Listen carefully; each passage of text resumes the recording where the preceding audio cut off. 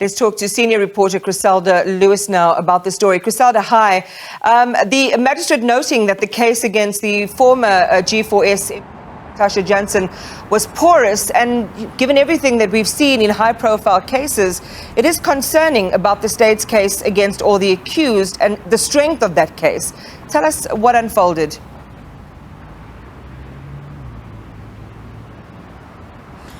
Well, that's right, Iman.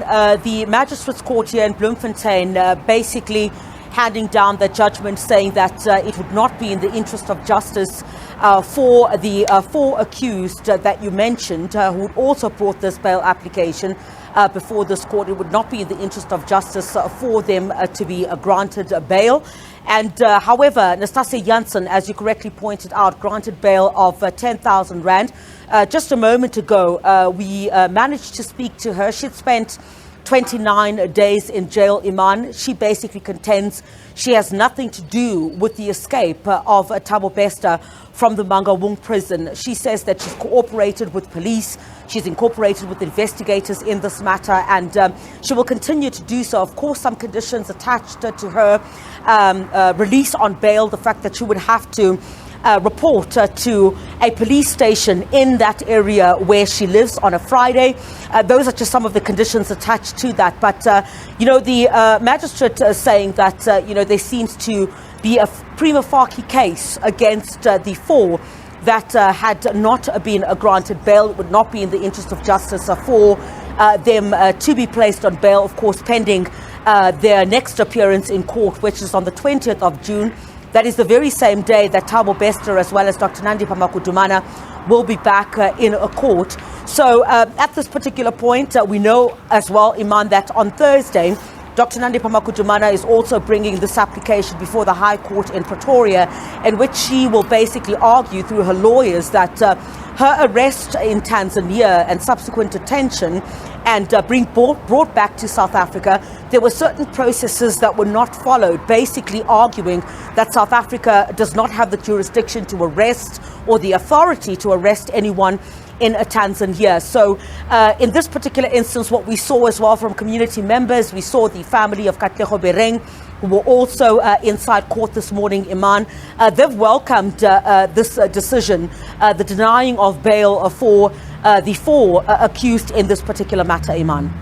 If we just look at this case topographically, and you know it better than many people because you've been covering it right from the very beginning, the most important thing is going to be coming back to the strength of the evidence that the prosecution has. And what's your sense, given these bail applications and some of the information that's coming through, about just how strong the evidence that they are going to lead might actually be?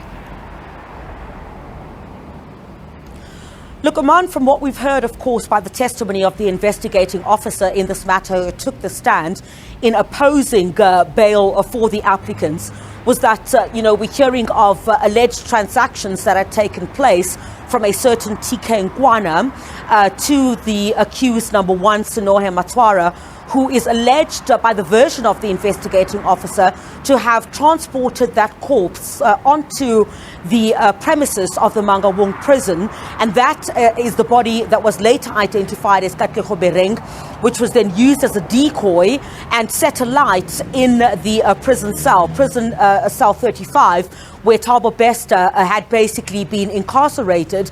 So what the state would basically try to do, and what they've certainly tried to do in this bail application as well, is to try and pinpoint what the alleged involvement was of each of these applicants. And we saw in the cross-examination of the investigating officer by the lawyer representing applicant number 5, that is Nastassja Jansen, is that on the day in question, she was in the CCTV room together with applicant number 4, who's Tieho Makhotsa.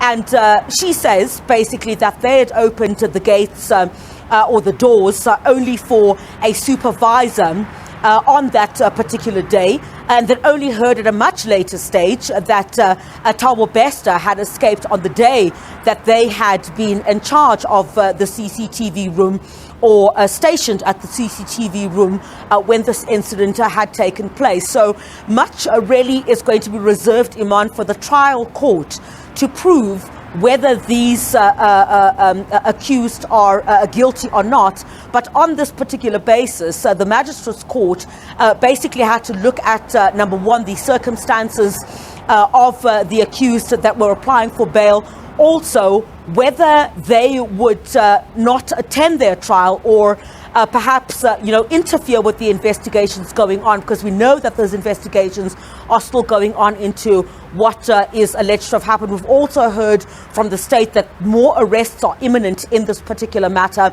No arrests have yet been made, in part from the ones that we have mentioned, together with Dr. Nandipha Makudumana, her father Zolile Sekeleni, who was also out on 10,000 Rand bail, and Thabo Bester, but the state contending that more arrests are imminent in this particular matter. So the entire strength of the state's case on this matter would obviously be to pinpoint or to pin down exactly what the alleged involvement of these accused was in this particular matter, looking at the transactions alleged to have been made to some of the accused who were denied a bail today. You would know that Nastassja Jansen, according to the version or the testimony that was given by the investigating officer, she didn't receive any money.